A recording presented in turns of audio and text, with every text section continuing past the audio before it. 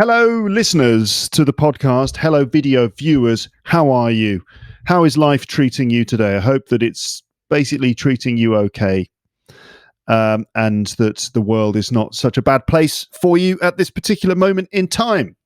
Here is a new episode of my podcast with a video version, which you can see on YouTube.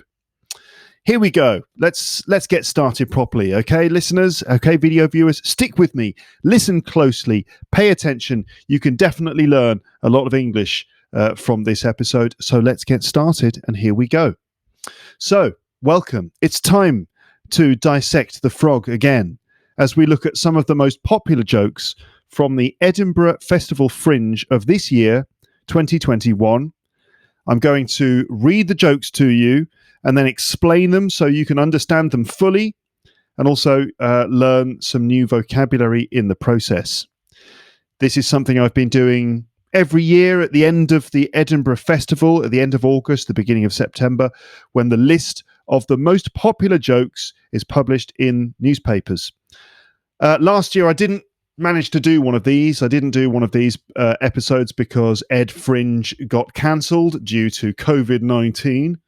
But the festival was back this year, so here we go again. Let's find some popular jokes told by comedians at the Fringe and use them to learn English. So some of you might be going, Ed Fringe? What is Ed Fringe? What is the Festival Fringe? What are you talking about? I know Edinburgh, and that's how we pronounce it, Edinburgh. I know Edinburgh, but what's all this stuff about Edinburgh Fringe? Well, just in case you don't know, the Edinburgh Fringe, and the full name of that is the Edinburgh Festival Fringe. This is basically a huge comedy festival that happens every August in Edinburgh in Scotland. Edinburgh is the capital city of Scotland. So it's basically a big comedy festival. Sometimes it's called the Edinburgh Festival Fringe. Sometimes it's called Edinburgh Fringe. Sometimes it's called the Edinburgh Comedy Festival, Ed Fringe, just the Fringe, or simply Edinburgh. Okay, so it's referred to by various names, but the official name is the Edinburgh Festival Fringe. It's one of the biggest comedy festivals in the world, and every August, comedians travel to the city in order to perform comedy to the large crowds of people who travel there. For comedians, August in Edinburgh is a huge opportunity to get exposure and experience, but it's very tough, especially at the beginning when you have to drum up an audience of people to come to your shows every day. I've never actually done Edinburgh myself as a comedian. I always chose not to do it. And also, back in those days, August was always the most popular, most busy month for the school I worked in, so it was very difficult to get time off.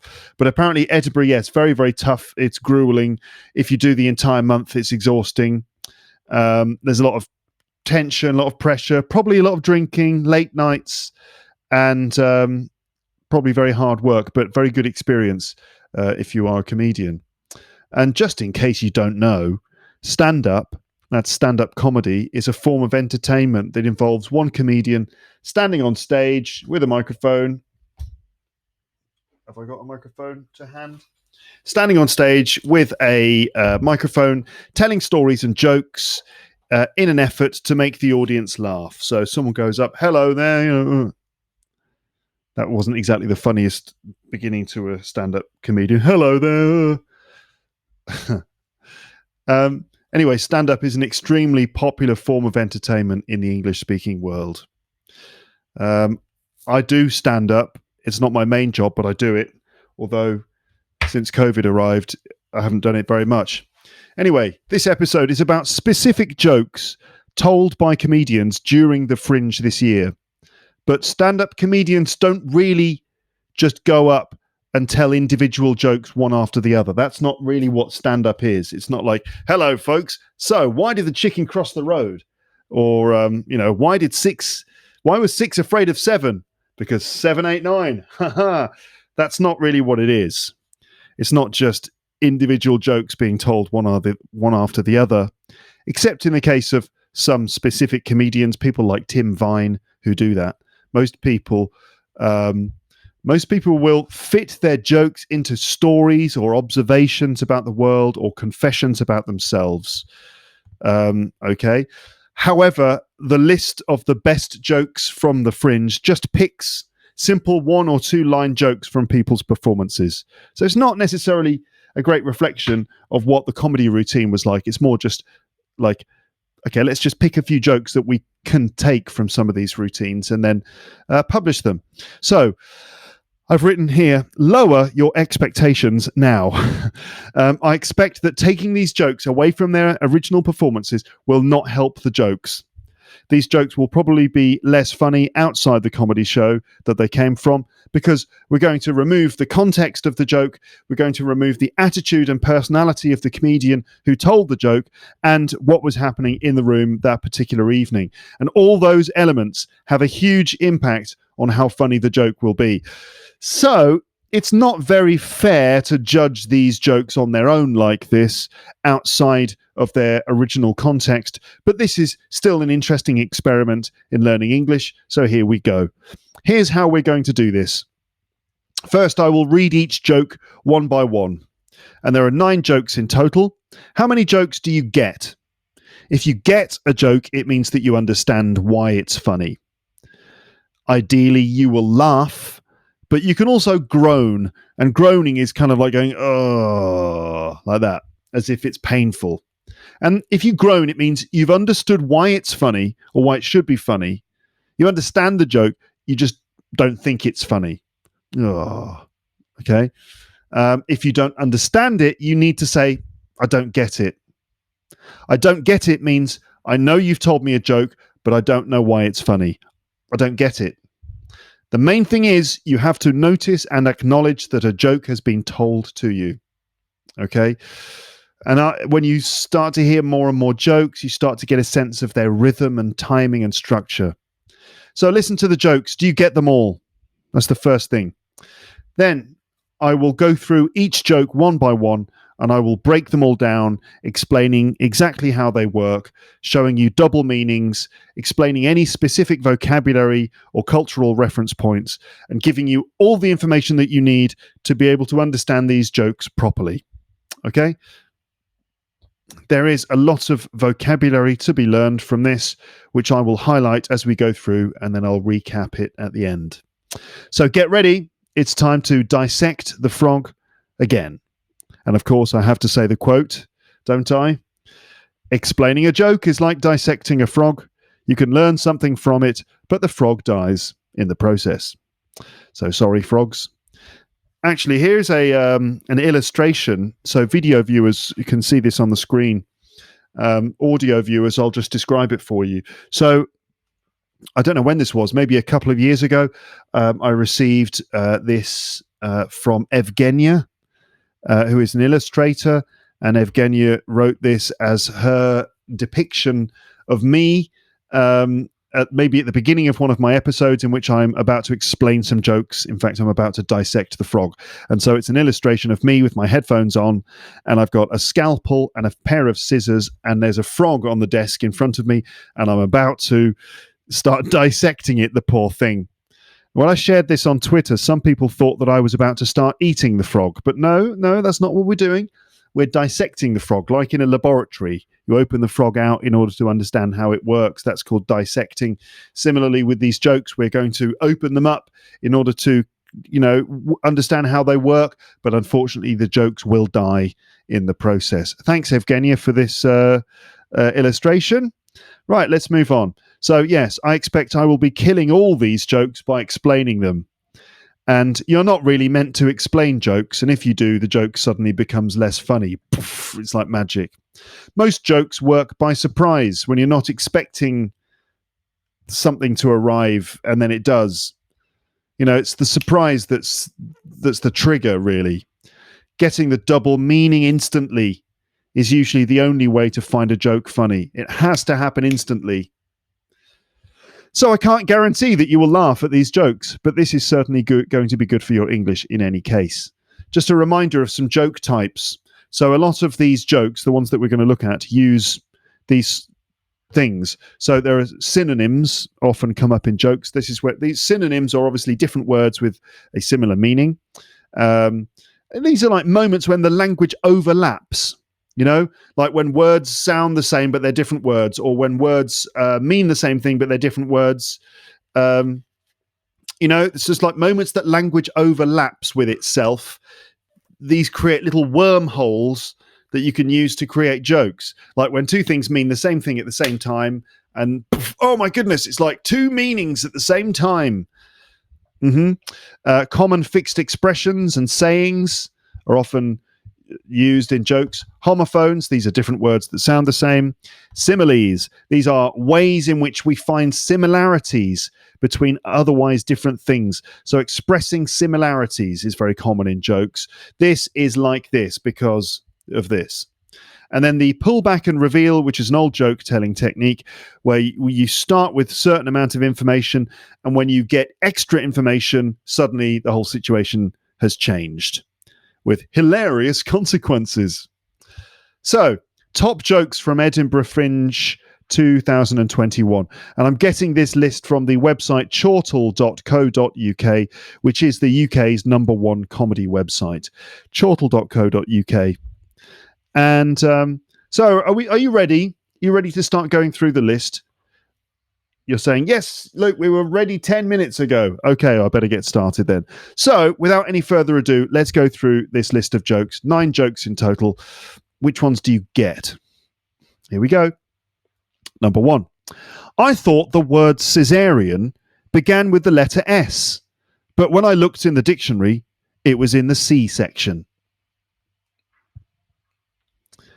Joke number 2.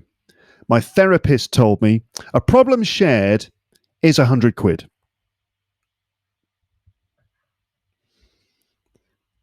Third joke.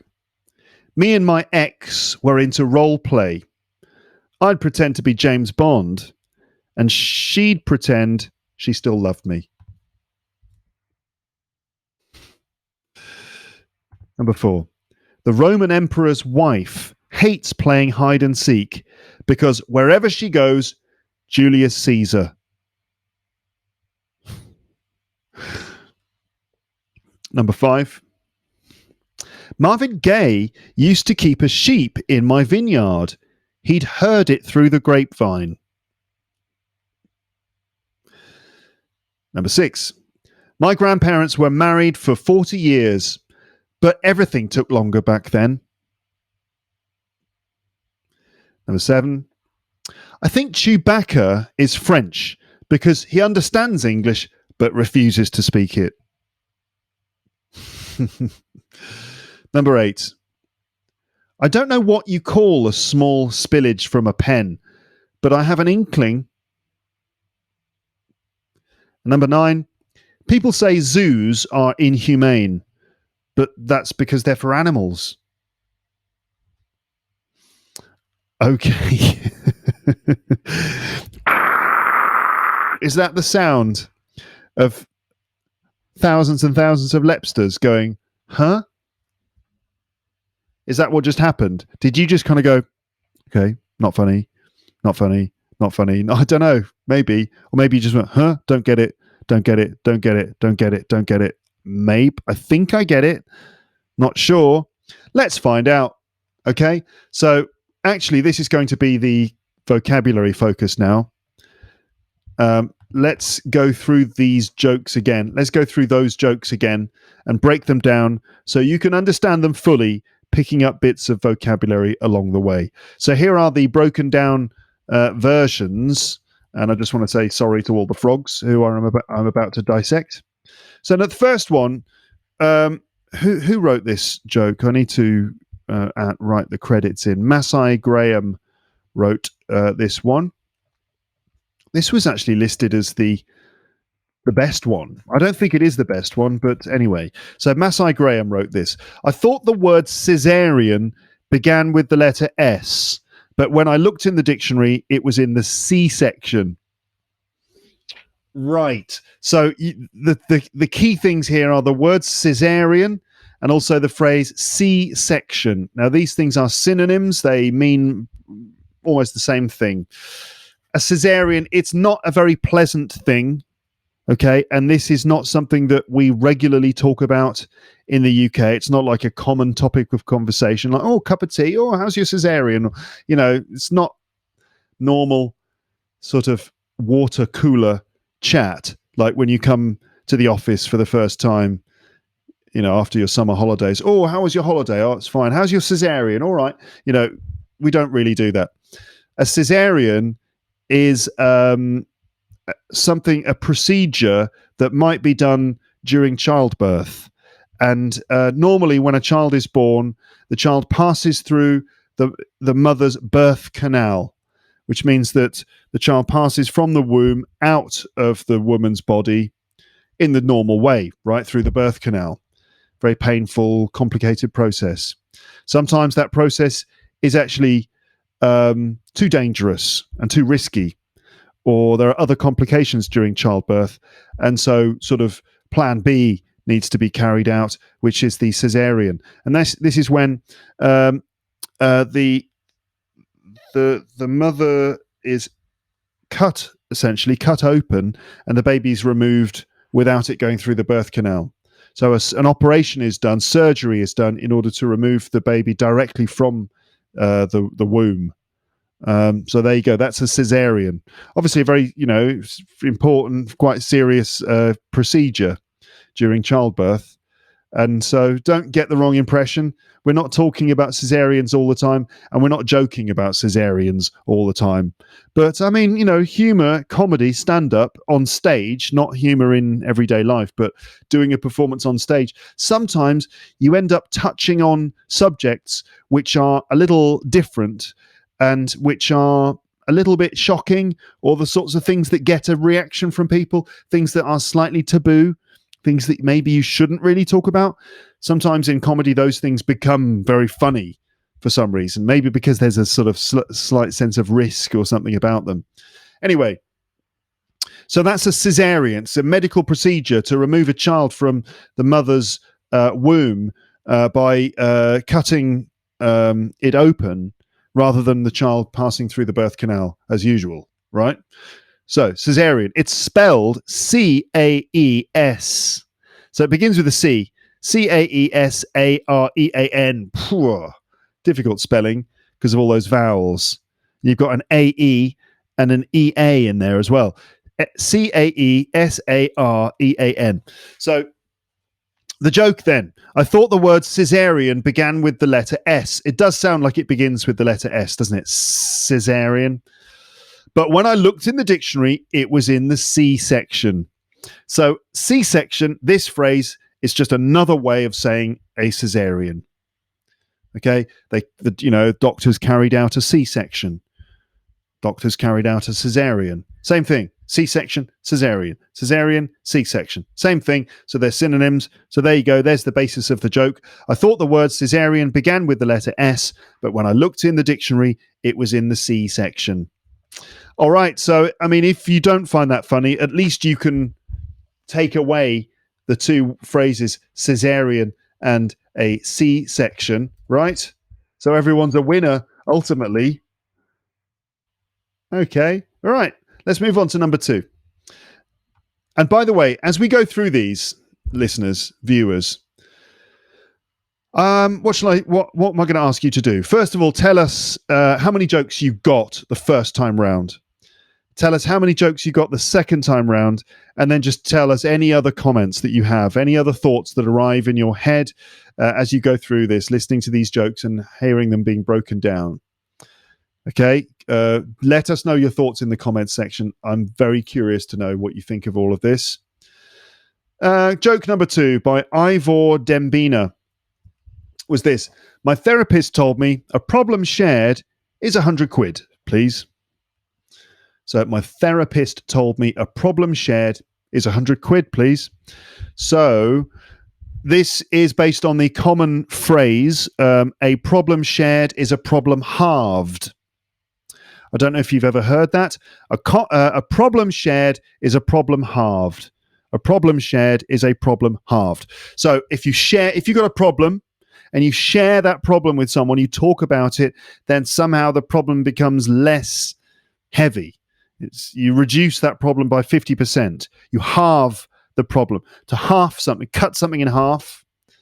Halved is the past form of the verb, to halve something. It's to halve something, isn't it? Rather than to half something. Hold on a minute. Let me check. To half something. Here we go. Halve, Halve, which is the verb meaning to cut something in half. When you halve something, or when it halves, and the L is silent, it's reduced to half its previous size or amount. Okay, so where was I? A problem shared is a problem halved. So you cut the problem in half when you share it with someone, which is, an old saying, probably true. You reduce problems when you share them. But this is something, okay, so that's the basic phrase.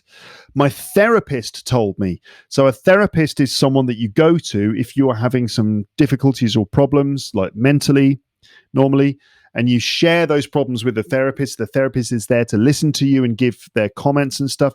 But mainly it's the act of sharing with the therapist which helps to reduce your problems. So a therapist might say, a problem shared is a problem halved. A therapist might say that.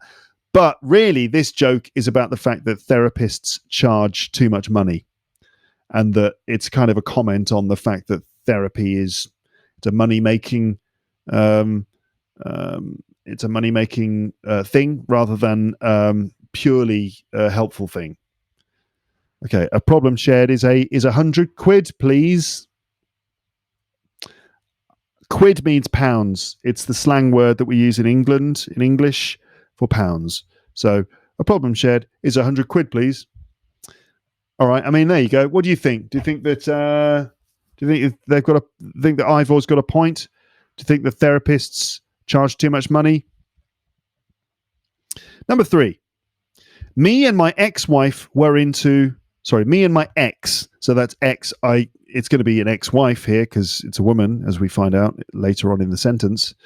So my ex could be my ex-wife, my ex-husband. In this case, it's my ex-wife. Me and my ex-wife should actually be my ex-wife and I.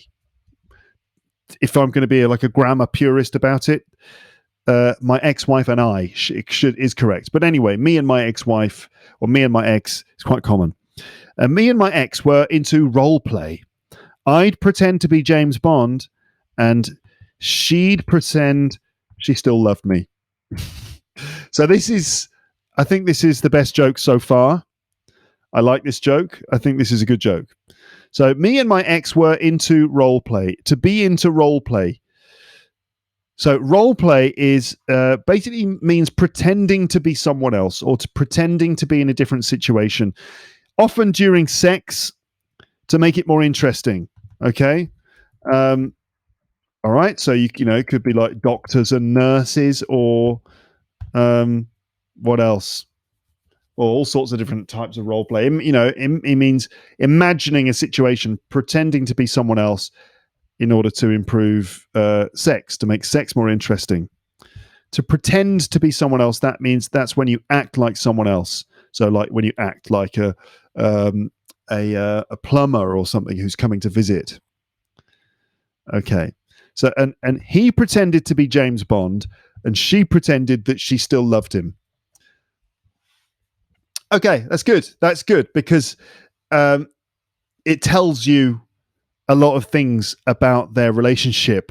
It tells you that he is into her more than she's into him. In fact, that she doesn't really love him anymore, and that she's kind of pretending all the time. We did role play. I pretended I was James Bond. Now we expect him to say, and she pretended she was, I don't know, like Miss Moneypenny or something. That's what we expect. But she pretended she still loved me, which kind of tells you all you need to know about their relationship, I think. Okay, number 4. How are you getting on, listeners, viewers? Are you understanding these jokes? Again, as I said, let me know in the comment section how much of this you understand. Okay, I will be going through the vocab again at the end to help you remember. Number 4, okay, this one is a bit of a stretch. The Roman emperor's wife hates playing hide and seek because wherever she goes, Julius sees her. That's by Adele Cliff. Now, this is a pun, a word joke, and it's just that one thing sounds just like something else. Two things sound the same. And the joke here is that Julius Caesar, which is the name of the famous Roman emperor, Julius Caesar, sounds like Julius sees her, like with his eyes. Julius sees her. Julius Caesar. Julius Caesar. They sound the same. And this is why Julius's wife hates playing hide and seek, because Julius always sees her. Julius Caesar. Yeah, I think you get it. Do you get it? Maybe there are other things I need to explain, like we've got to play hide and seek. Hide and seek is a game that children usually play. Okay, and it's basically where one of the children is on, and they count to 100, and all the other children hide, and that the child who's on has to go and find the other kids. Hide and seek. Seek means find or look for. Okay, so all the other kids hide, and one of them has to try and look for them and find them all. That's called hide and seek. It's a classic. It's a classic game. So why does the Roman emperor's wife hate playing hide and seek? Because Julius sees her. Julius Caesar. They do sound the same. Julius Caesar and Julius sees her. They do sound the same. And that is important for the sort of integrity of a joke, that these little things are important. Like, the homophones have to be genuine homophones. Otherwise, the connection is far too weak. Okay. Now, number 5, I think, is it's got to be the worst. I'm not sure if it's the worst or maybe the best joke, but I'm going to go for the worst one. You can let me know what you think. I'd be surprised if many people got this one. So number 5, Marvin Gaye used to keep a sheep in my vineyard. He'd heard it through the grapevine. That's by Leo Kearse. So Marvin Gaye, you have to know who Marvin Gaye is, first of all. So Marvin Gaye is an absolute legend in music, and he was a singer with Motown Records. Motown was a record label based in Detroit, and the Motown sound is a very famous sound, a kind of soul music, a particular sound with a certain kind of production value and so on. So Marvin Gaye was a singer, a soul singer, and one of his most famous songs was called "I Heard It Through the Grapevine." I heard it through the grapevine. Okay. So Marvin Gaye used to keep a sheep in my vineyard. He'd heard it through the grapevine. So I think, okay, first of all, you got the word heard, and this is the principal homophone at the heart of this joke. But also you got the phrase to hear it through the grapevine. So heard, let's start with this. Heard has got 2 different meanings. One meaning of heard, that's H-E-R-D, as a verb, means to move animals into a particular place, like sheep or cows. To move the sheep or cows into a particular field, herd them in a certain direction. Okay, that's herd, moving animals.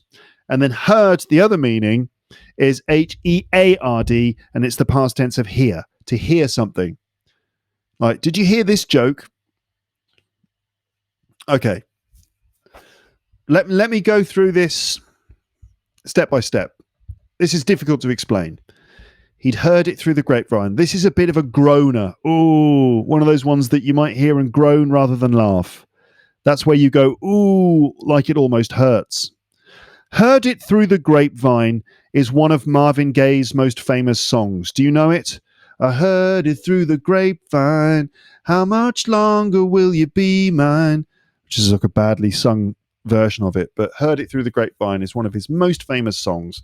Heard can also mean to move a group of animals in a certain direction, like sheep or cows. You herd your sheep into a field. Now, according to this joke, Marvin used to keep a sheep in my vineyard. A vineyard is a place where you grow grapes for wine. Okay, so it's a place where there are going to be lots of vine trees for growing grapes for wine. Oh, this is complicated, isn't it? So that's the grapevine. The grapevine is where the grapes grow. But there's also an idiom in English.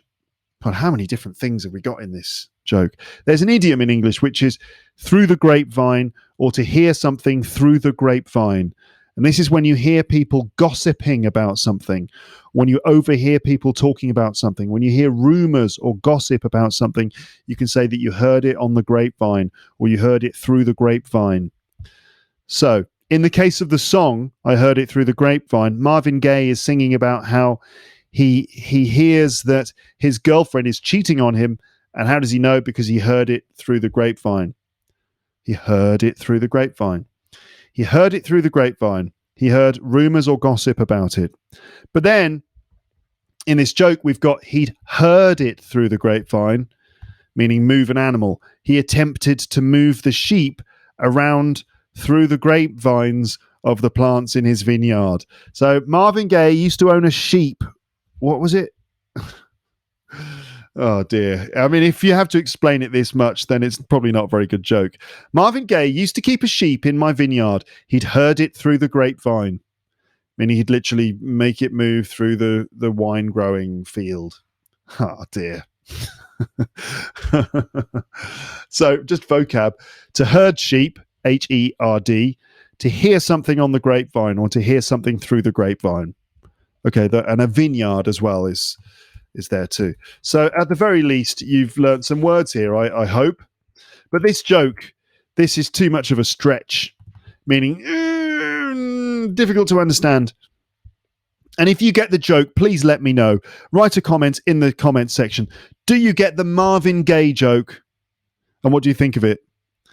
Okay, final 3 jokes here. So number 6 is like this.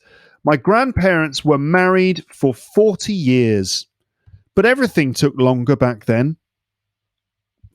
That's by Will Mars. My grandparents were married for 40 years, but everything took longer back then. So this is kind of a clever little joke. Everything took longer in the past. Traveling, communicating, and so on. Marriages seemed to last longer too. But then everything took longer back then, didn't it? I probably don't need to explain it any more than that. And number 7, I think Chewbacca is French because he understands English but refuses to speak it. That's by Samir Katz. I like that joke. I think that's funny. Chewbacca is a character from Star Wars. He's the Wookiee.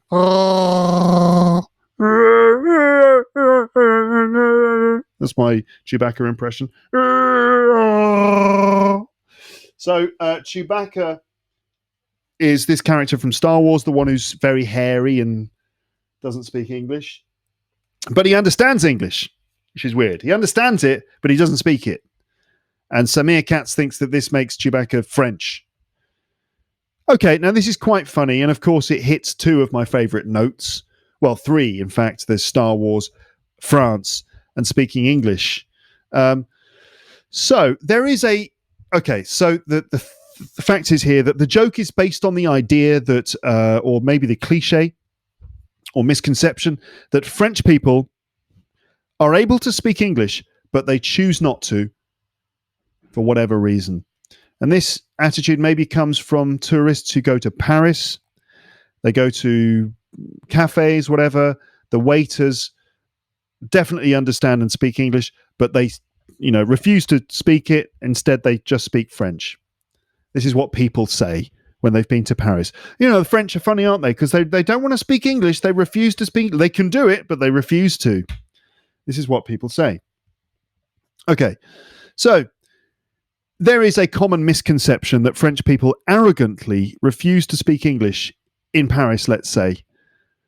But I find that French people are more willing to speak English than it seems. And in fact, they're a bit more shy than arrogant. And if a French person in Paris speaks French to you, that's quite normal, as you're in France.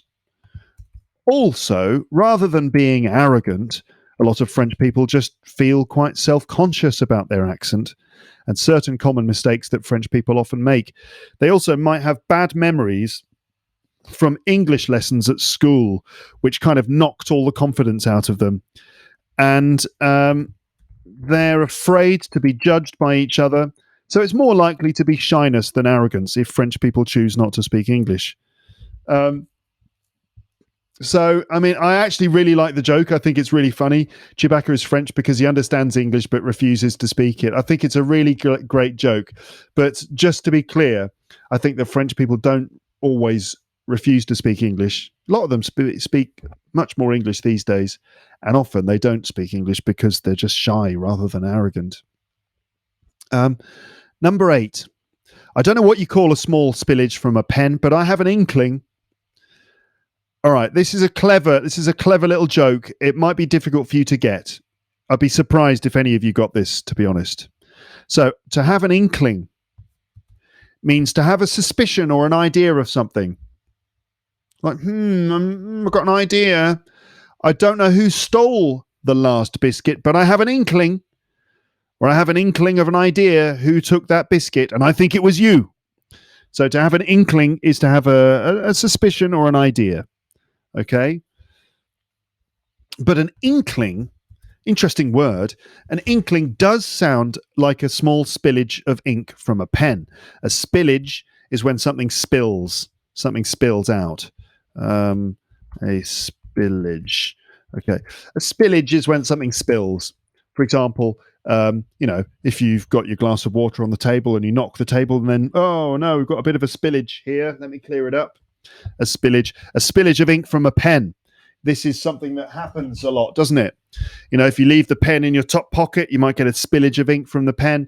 If you break it, the ink might come out. If you get the nib very dirty, it might clog up the nib, and then you end up with like ink spreading on the side of the pen. So we've all had that sort of small spillage of ink from a pen.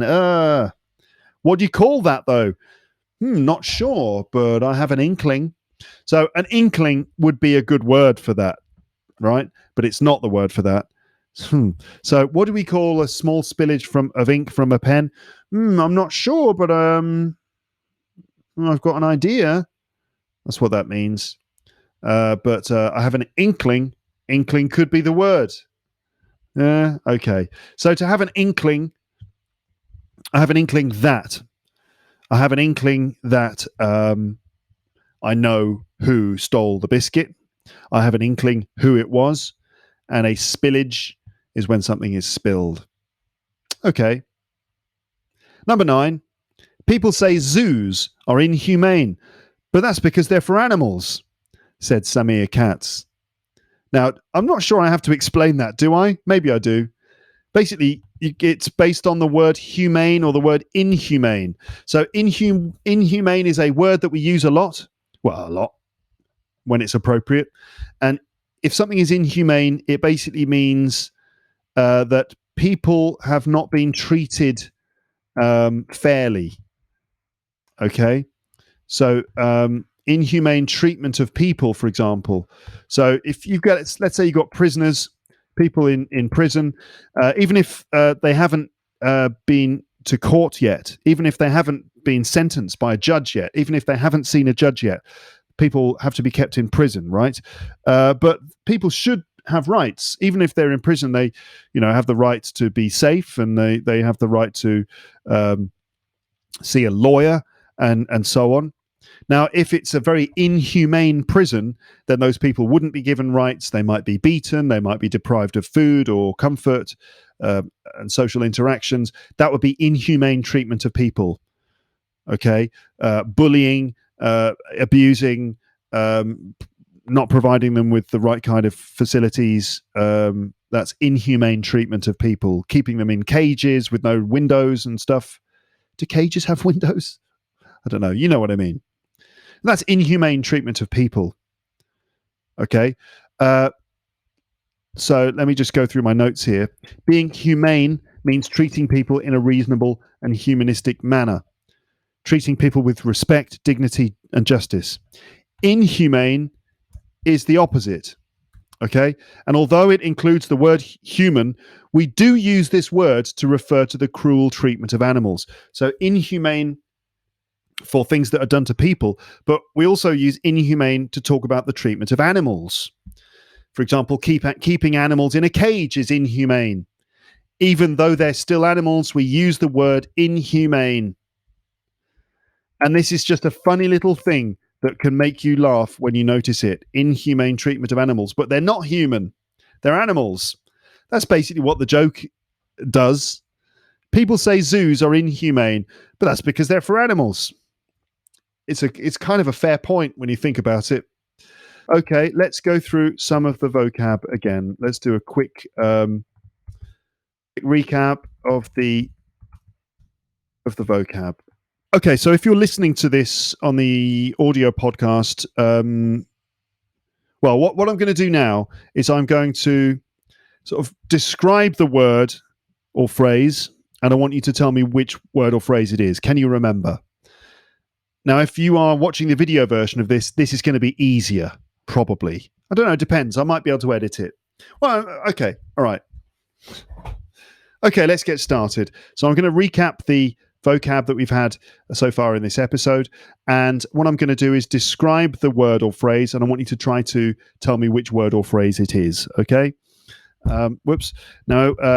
I will be, if you're watching the video, I'll hide the words and then reveal them when I give you the answer. When you're listening, you can just listen and try and remember. So the first one, we've actually got two phrases for this. What do we call that procedure? It's a medical procedure during childbirth. If there's a problem or for whatever reason it is, instead of the baby going through the birth canal and being born in the normal way, instead an incision is made and the baby is removed directly. What do we call that? Well, that is called a cesarean, or what's the other word for it? A C-section. Okay? Right, moving on. What is it that people say when someone else has got a problem, they're feeling depressed or anxious about something, and you want to encourage them to talk about it because talking about your problems reduces your problems? What is it that people say in that situation? They say a problem shared is what? A problem shared is a problem halved. Halved. H-A-L-V-E-D. A problem shared is a problem halved. Next one. What's the slang word in English? The slang word in English, which means pounds.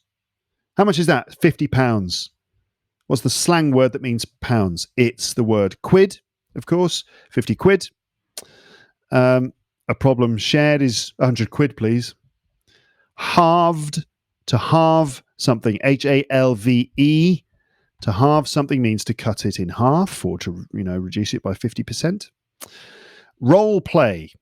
Role play. Now, role play is something that people do during sex, but it's also something that people do during comedy and also during language learning. You do role plays to practice, your English. But anyway, in the case of the joke, it was about a sexual thing.